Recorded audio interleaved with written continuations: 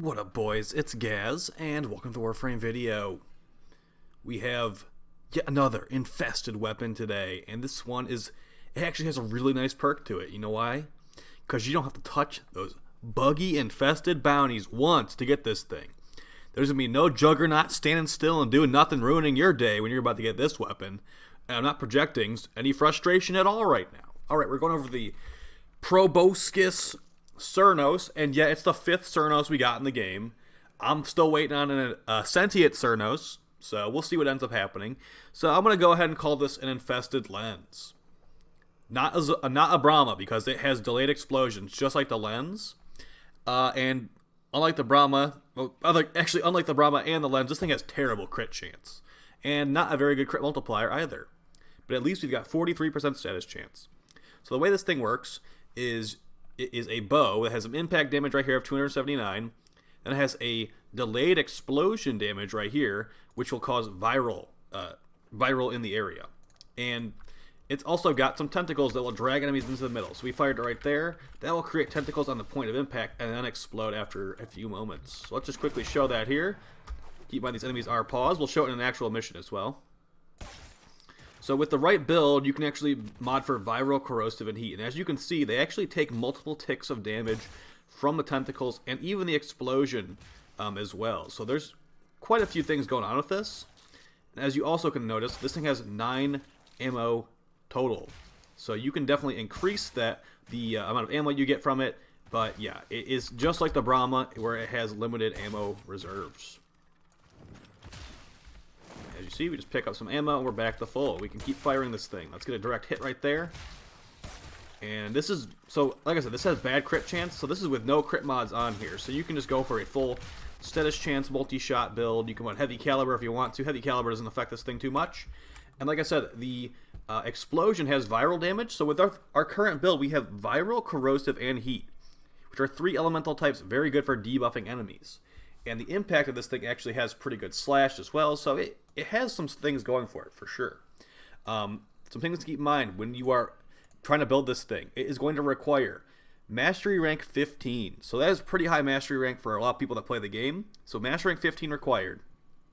You need the Mutalist Cernos built already, and you need to sacrifice that to build this. And you need 5 Nightane Extract, which comes from Nightwave Cred Store. So it is a lot of stuff to put this into this thing. And I would only recommend doing it if you are looking for something fun to use, because this is not meta at all.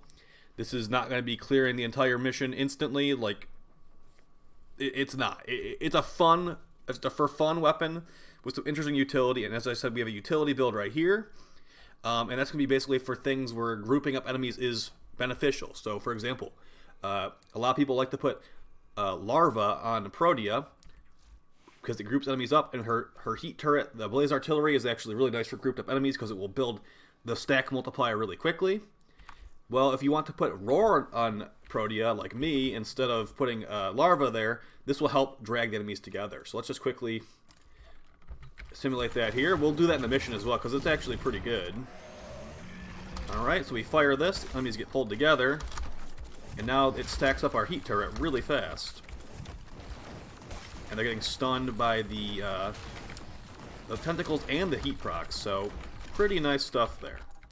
That is going to be an alternative to larva on Protea, which I know a lot of people do like. Where'd that rocket come from? So yeah, there's some other frames this has good synergy on. Basically, those tentacles do work through walls, which is really nice. The explosion goes through walls as well. And this build is basically just focused on having viral, corrosive, and heat on this this setup, where it's kind of like the Ferox a little bit, but it's a Ferox you have to fire every time you want to pull the enemies in. So, is this really worth using for just utility? No, I'd say it's not. Some other frames that you can get some good utility out of on this, I'd say Atlas maybe, since we had a Helmet Atlas video where we pulled all the enemies together with Ensnare, potentially good there. Let's see what else we got here. Garuda, my big problem with Garuda is having to charge her 4th ability. So pulling all the enemies together with Garuda's for Garuda's 4, just to tap it really quickly and get those guys slash procced up. Maybe if you do it fast enough, they'll even get slash procs from the explosions of the bow. That could be really good. So yeah, there's lots of different synergies. I'm sure you guys can think of plenty of them easily. I did hear there's actually a bug with this thing on Mirage. So let's just quickly test that live to make sure that those people weren't wrong. Apparently it does not work on Mirage, which is unfortunate. Okay, that was a good moment right there. It's an unfortunate side effect if that does not work on Mirage. So let's just see. Summon in the clones. Oh, okay, so it will fire off the arrows, but it will not crit the tentacles with Mirage clones. That is definitely probably good for some people's computers. I'll just say that. Still, for a utility build, that wasn't too bad. Of course, now we just whip out the melee weapon, and these guys are procced up and done for. So, you know, that is kind of nice right there, but do keep in mind, if you have invincibility turned off, Prime Sure-Footed is going to be your best friend, because this thing will stagger you, as you can see right there. So if you are trying to go for that playstyle, we're using this as a utility weapon, you are going to want to have Prime Sure-Footed. Handspring is usually not enough to do it, but then again, you can't really get Prime Sure-Footed anyway, so do what you can. So yeah, pretty fun weapon right there, and as I showed, it can do some damage. Now let's just show a crit build really quick, and you know what, let's just use Harrow as well, because this thing has 7% crit chance and a 1.9 multiplier. Putting crit mods on here feels like a waste, to be honest. So let's just give it a shot with Harrow, and then we'll hop into that mission gameplay. All right, we'll go on the full crit. You know, we can just take the crit chance mod off and go even further into crit, because I mean the crit chance mod's doing nothing here. So let's just search the word crit in here. Let's throw a hammer shot in that last slot. Perfect. Hunter munitions, viral, and there you go. Gonna use Harrow with his 4th ability. Invincibility. It still works when you have invincibility on. It's just kind of convenient. Alright, get it all charged up. Let the fun begin. That is Breach Surge. Alright, well, we're using Breach Surge now. So as you see, I mean, that was pretty good, but I mean, it's Harrow. There's a red crit right there. And I mean, this is probably entertaining to someone out there. I would rather just use the Brahma, to be honest, and then have red crit Brahma or whatever. Or just use a melee. Alright, so there you go, guys. That is the Proboscis Cernos in the Simulacrum. And like I said, you can do viral corrosive heat on this thing pretty nicely. You can go, like, toxin viral, I guess. Actually, I wonder if toxin viral does work on here, because it has viral innately on the explosion. That could be kind of interesting. Okay, we're not using this build ever again. Let's try this out.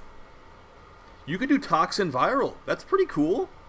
That's pretty cool. That could potentially... So the fact that it has innate viral lets you do some unique combinations in here.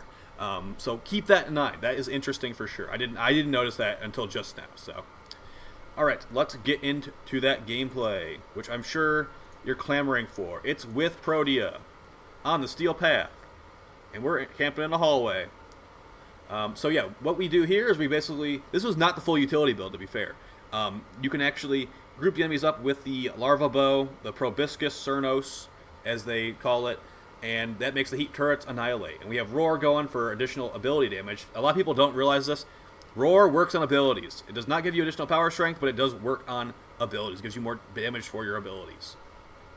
So as far as I would recommend this to you or not, I would say I do recommend it to you. It is a fun weapon. It's an interesting weapon. It's nothing that's going to break the game. It's nothing that's going to be like, wow. Reinstall now if you're like someone is taking a break. This is... If you like tentacles, maybe it's worth coming back for, because you know what this update has, besides a lot of bugs, is a lot of tentacles. And if you like tentacles, DE is trying to appeal to you with this current update. We got 2 tentacle guns. We got this thing. I'm surprised Lavos isn't here yet with his I guarantee he's got tentacles too. So, you know what? You can't say they didn't try, at least, with that kind of stuff. And yeah, like I said, like if you want something that's grouping around, like it's fun with Protea for sure, and it will be probably fun with like Garuda and some other frames. But then again, those Protea and Garuda don't really need the help of this. Garuda, I feel like needs a mini rework, but I've gone over that before in the past.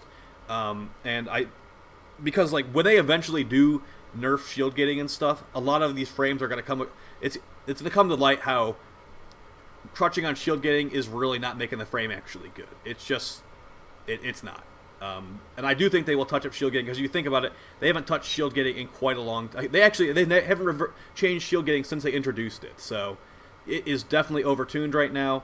And keep an eye on that. So my personal opinion on shield getting is I think they should make it where high shield capacity builds actually are worth it, not a bad thing. Because the way that shield getting works, having a high capacity shield is actually bad for getting shield getting back if you are abusing it to the max potential. So yeah, about the weapon. Yeah, it's good. All right, there you go. It's good, and we killed the stalker with the heat turrets. GG. Peace, guys.